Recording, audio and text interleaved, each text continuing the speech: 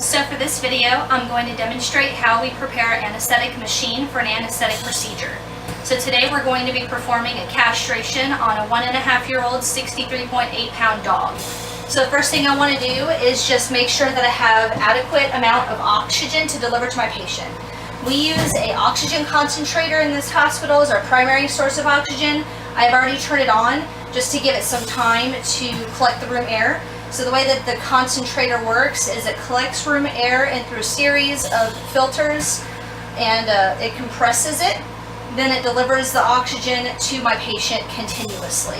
It does have an alarm system in case that it drops too low. It will tell us. And then at that point, we do have 2 backup E-tanks over here, and we have a switch that will switch really quickly to the tanks from the concentrator if the alarm were to go off, to make sure that our patient always continuously have adequate amount of oxygen. So what I'm going to do now is just going to check my PSI on my tanks, just to make sure that I do have adequate amount of oxygen in case something were to happen. So my main tank I have hooked up here says it's 2,000 PSI, which means that it is full. So that is a good amount of oxygen. And then my other tank is new and has not been opened yet, so we know that that tank is full. What I'm going to do now is just go walk over here, and I'm going to check my flow meter just to make sure that my dial turns nice and smooth and that my ball goes to the level of oxygen I wish to give my patient. And it does, it doesn't stick. And then after that, I'm going to check my carbon dioxide absorber canister. I'm just going to see when the last time it was changed. So it's changed about 2 days ago. And I'm going to look at my anesthesia machine log here, just to make sure we haven't had 6 to 8 hours worth of anesthetic procedures since then. We do change it every 6 to 8 hours, and it looks like we haven't had an anesthetic procedure since then, so we are good to go with the soda lime. I'm also just going to look to make sure I have an adequate amount of space between the top and the bottom. If it's filled too full, it won't filter properly. And so it looks good, and I don't see any color change on my crystals, which I can't always rely on the color change of the crystals, just because they can change from purple back to white. So another way that I could check to make sure they were fresh is if I grabbed the crystals and I crushed them and was able to make sure that they crushed really easily. So now that we've checked that, I'm going to check my precision flow meter, or my precision vaporizer, and just going to make sure that I have an adequate amount of isoflurane in my vaporizer, which I do. It has a little indicator window here. It has a bottom line and a top line, and it is just below the top line. So I do have enough ISO to deliver to my patient. Next thing I'm going to do now is just turn my dial for my vaporizer and just make sure that it moves easily. We don't want it to become stuck while we're trying to deliver ISO to our patients. The next thing I am going to do now is just make sure that everything looks like it is connected properly, and prepare my tube and my bag for my patient. So the tube that I use is a universal F tube, and we're just going to connect that. Make sure that it's on there nice and tight just to prevent any leaks.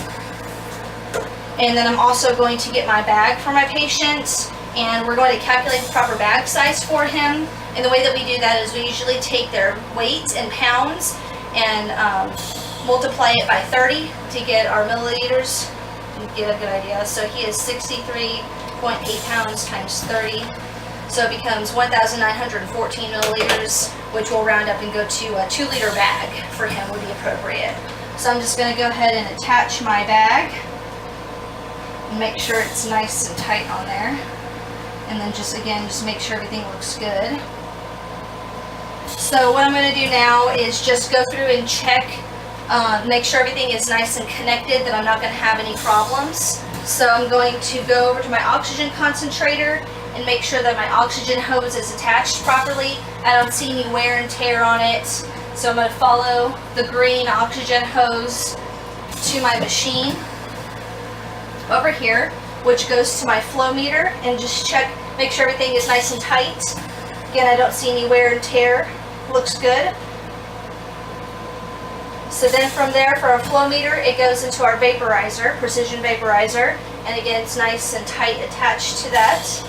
And then from our vaporizer, it goes into the inhalation flutter belt. And from that point, it goes into the tube. So inside my universal F tube is the inhalation hose. And then on the outside is the exhalation hose. The universal F tube is supposed to help conserve body heat.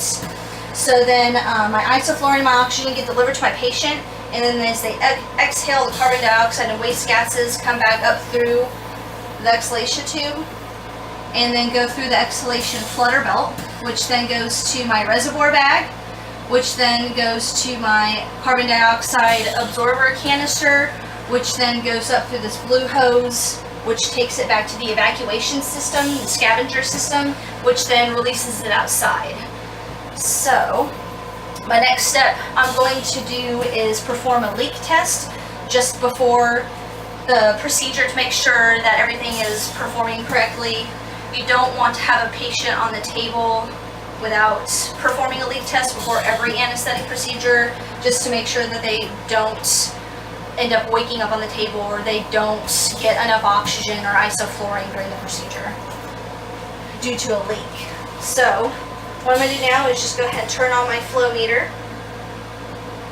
I'm going to close off my pop-off valve. I'm going to occlude my tube, and I'm just going to flush.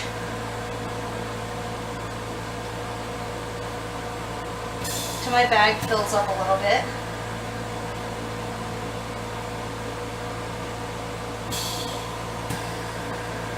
What I'm going to do now is just kind of grab my bag and squeeze it to about 20 centimeters of water, and I'm going to hold it there. And I don't see any drop in the centimeters of water, which would indicate a leak. So everything looks good. So I'm going to open my pop-off valve and let go of my hose. So everything looks good for the leak test. It is always very important to double check to make sure that your pop-off valve is open. If it stays closed during your anesthetic procedure, it can cause damage to your patient's lungs, which is very important, always to double check that. And that is how we prepare our anesthetic machine for an anesthetic procedure.